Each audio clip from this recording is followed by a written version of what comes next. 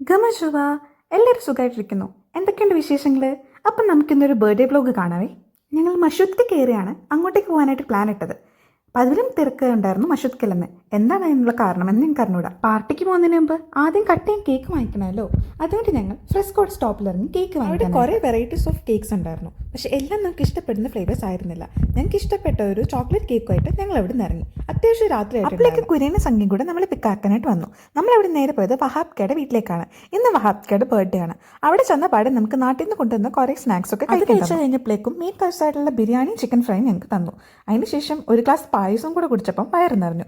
പിന്നെയാണ് cake കട്ടാക്കിയത്. Cake കട്ടാക്കി കഴിഞ്ഞ് കുറച്ചു നേരം അവിടെ നിന്ന് സംസാരിച്ചതിന് ശേഷമാണ് ഞങ്ങൾ അവിടെ നിന്ന് ഇറങ്ങിയത്. പിന്നെ നമ്മൾ നേരെ പോയത് ടിബിലിസിയുടെ നൈറ്റ് വ്യൂ ആസ്വദിക്കാനായി ഒരു മലയുടെ മണ്ടയ്ക്കാണ്.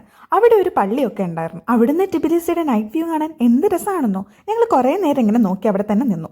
അവിടെ നിന്നിട്ട് ഓരോ വലിയ വലിയ ബിൽഡിങ്ങുകളും നല്ല അടിപൊളിയായിട്ട് കാണാൻ പറ്റുന്നുണ്ടായിരുന്നു. നമ്മൾ നിന്നതിൻ്റെ അടുത്തായിട്ട് ഒരു അച്ഛൻ്റെ കല്ലറയും കൂടെ ഉണ്ടായിരുന്നു. കുറേ നേരം അവിടുത്തെ വ്യൂ ആസ്വദിച്ചതിന് ശേഷം നമ്മൾ തിരിച്ച് വീട്ടിലേക്ക് വന്നു. അപ്പം ഇന്നത്രേ ഉള്ളൂ. മസലാമ.